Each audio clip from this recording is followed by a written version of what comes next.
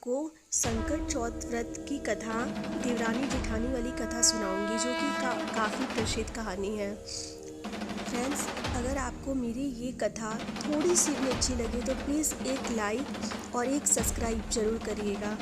मैं अपनी कथा स्टार्ट करती हूँ। एक शहर में देवरानी जेठानी रहती थी। जेठानी बहुत अमीर थी और देवरानी बहुत गरीब थी। देवरानी गणेश जी की भक्त थी। देवरानी का पति जंगल से लकड़ी काटकर बेचता था और अक्सर बीमार रहता था।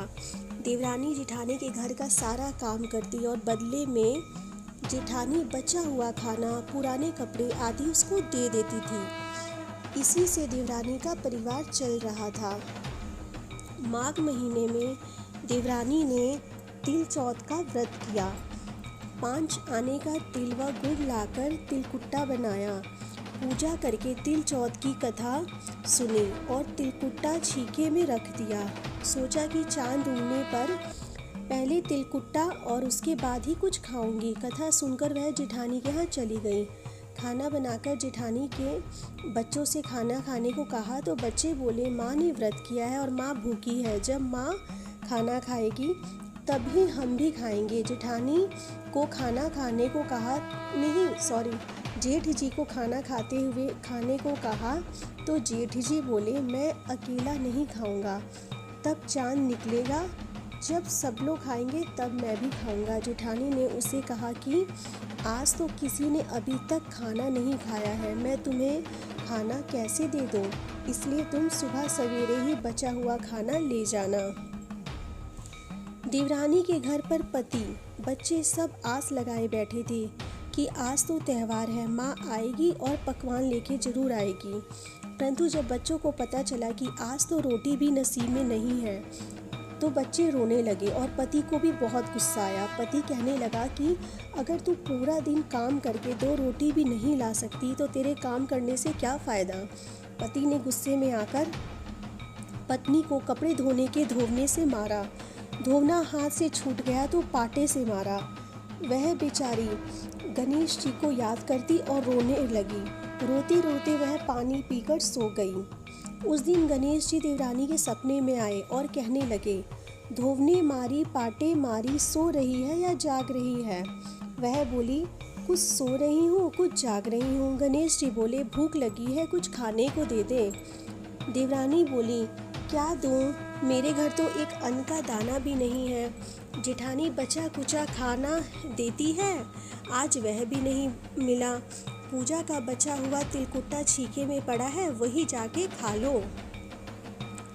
तिलकुट्टा खाने के बाद गणेश जी बोले, धोने मारी, पाटे मारी, निपटाई लगी है, कहाँ निपटूं? वह बोली, यह पड़ा घर, जहाँ इच्छा हो वहाँ निपट लो। फिर गणेश जी बच्चे की तरह बोले, अब कहाँ पोंछूं? नींद में मग्न देवरानी को बहुत गुस्सा आया। उसने तंग होकर कहा कि सो बोली, मेरे सर पर पोंछो और कहाँ पोंछोगे? सुबह जब देवरानी उठी तो यह देखकर हैरान रह गई कि पूरा घर तो हीरे मोती से जगमगा रहा है और जहाँ विनायक जी पोछनी कर गए थे वहाँ हीरे के टीके व बिंदी जगमगा रही है। उस दिन देवरानी जेठानी के यहाँ काम करने नहीं गई। बड़ी देर तक राह देखने के बाद जेठानी ने बच्चों को देवरानी को बुलाने भेजा। जेठानी ने सोचा, कल खाना नहीं दिया इसलिए शायद देवरानी बुरा मान गई है। बच्चे बुलाने गए और बोले, चाची चलो, माँ ने बुलाया है, सारा काम पड़ा है।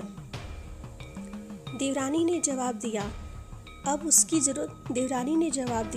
ज़रूरत नहीं है, घर में सब भरपूर है गणेश जी के आशीष से। और अब मैंने तुम्हारे घर बहुत दिन काम कर लिया, अब अपनी माँ को ही भेज दो मेरे घर काम करने के लिए। बच्चों ने घर जाकर माँ को बताया कि चाची का तो पूरा घर हीरे मोतियों से जगमगा रहा है। जेठानी दौड़ती हुई देवरानी के पास आई और पूछा कि यह सब कैसे हुआ। तब देवरानी ने उसके साथ जो भी हुआ था सब बता डाला। घर लौटकर जेठानी अपने पति से कहा कि आप मुझे धोवने और पाटे से मारो। उसका पति बोला कि भली मानस, मैंने कभी आज तक तेरे पे हाथ उठाया है जो अब उठाऊं? मैं तुम्हें धोवने से नहीं मार सकता। वह नहीं मानी और जिद करने लगी। मजबूरन पति को उसे मारना पड़ा। उसने ढेर सारा घी डालकर चूरमा बनाया और छीके में रखकर सो गई। रात को चौथ विनायक जी सपने में आए और कहने लगे, भूख लगी है, क्या खाऊं? जेठानी ने कहा, गणेश जी महाराज, मेरे देवरानी के यहाँ तो आपने सूखा तिलकुट्टा खाया था, मैंने तो झड़ते घी का चूरमा बनाकर आपके लिए छीके में रखा है, फल और मेवे भी रखे हैं, जो चाहे खा लीजिए। बाल स्वरूप गणेश जी बोले, अब निपटे कहाँ? जेठानी बोली, उसके यहाँ तो टूटी फूटी झोपड़ी थी, मेरे यहाँ तो किचन का महल है, जहाँ चाहो निपटो। फिर गणेश जी ने पूछा, आप पोछूं कहाँ? जेठानी बोली, मेरे ललाट पर तो बिंदी लगाकर पोछ लो, मेरे ललाट पर जो बड़ी सी बिंदी है उससे पोछ लो।